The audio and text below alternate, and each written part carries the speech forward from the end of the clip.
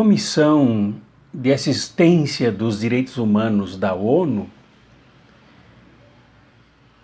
depois de um levantamento sobre o Brasil, sobre o governo brasileiro no campo dos direitos humanos, constatou 3 problemas gravíssimos praticados pelo governo Bolsonaro. As 3 cabem sob a cláusula, sob o nome sabotagem. Bolsonaro sabotou o Brasil. Sabotou os direitos humanos. No campo da pandemia, ele sabotou as vacinas, diz a Comissão dos Direitos Humanos da ONU. Sabotou a pressa, a urgência de enfrentar a pandemia e salvar o povo de tantas mortes, 205 mil mortos, 8 milhões e quase 500 mil contaminados, e segundo alguns cientistas, esses números são todos subnotificados.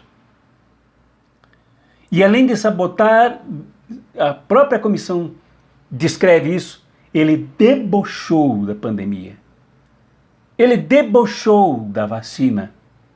Não só de uma vacina, mas de todas as vacinas, principalmente com preconceito ideológico e político com a China com relação à Coronavac. E Bolsonaro sabotou os direitos humanos na Amazônia e no Cerrado, ao promover os incêndios em alta escala. Promoveu, sim. Apoiou os incêndios, incentivou os incendiários da Amazônia e do Cerrado. Com isso, muitos indígenas e quilombolas foram mortos por fazendeiros, por milicianos, por criminosos da polícia, a mando e com apoio do governo Bolsonaro. E a terceira sabotagem dos direitos humanos é com relação às ações da polícia. A comissão identificou que de 2020 para cá, 2019 para cá, houve um aumento da violência da polícia com mortes de negros e negras, de pobres, em 6%. E aí eu acho que há um equívoco na sondagem da comissão. Foi muito mais. Nesse quesito, polícia, sem dúvida nenhuma, Bolsonaro aumentou na polícia a irresponsabilidade com o Código Penal, com o Código Civil, com o Código maior que é a Constituição Federal, massacrando os direitos humanos, inclusive o direito à vida das pessoas. Sem dúvida nenhuma, a polícia aumentou as mortes. E nada acontece, não se sabe de investigação, de condenação de policiais criminosos.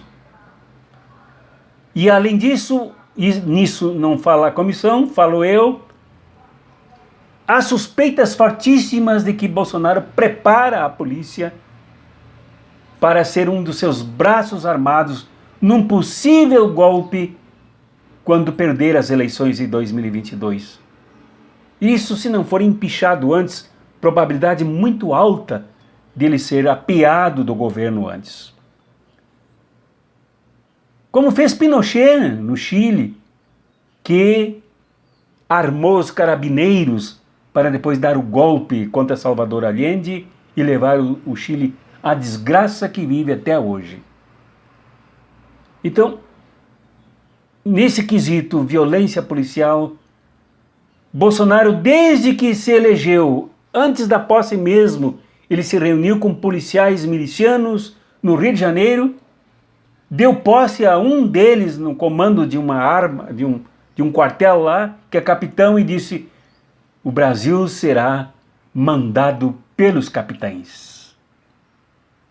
Sinal claríssimo de autorização para a polícia ser um braço armado do milicianismo golpista no Brasil. Então, sabotagem nos direitos humanos com relação à violência que cresce em todo o país. Morte das mulheres, morte dos homossexuais, assassinato de negros e negras, perseguição à juventude pobre, principalmente negra. Isto é indiscutível. E a sabotagem, inclusive, ao meio ambiente, levando o território brasileiro a um desnível ecológico impressionante, ao ponto de tornar a vida aqui insustentável. A vida, não só humana, mas principalmente humana, insustentável, em todos morrendo sufocados. Este é o governo Bolsonaro. E aí eu vejo que uns 2 ou 3 pontos que precisam ser conclusão disso tudo. Primeiro, grande parte do Brasil sabia quem era esse personagem do mal, que passou 30 anos na Câmara dos Deputados ofendendo, agredindo, desrespeitando mulheres, homossexuais, quem pensava diferente dele, todo mundo, e era ameaçando de matar mais de 30 mil com uma guerra civil. Todos sabiam disso. Eu sabia disso. O povo brasileiro sabia disso. Segundo, foi preciso prender o ex-presidente Lula, criando um processo espúrio, corrupto, criminoso, atentatório à filosofia do direito, à Constituição Federal, uma sabotagem total de todo o direito, de toda a justiça, para que ele se elegesse com Sérgio Moro no comando de tudo isso. Por isso Bolsonaro está aí. E ele agradece a Sérgio Moro por isso.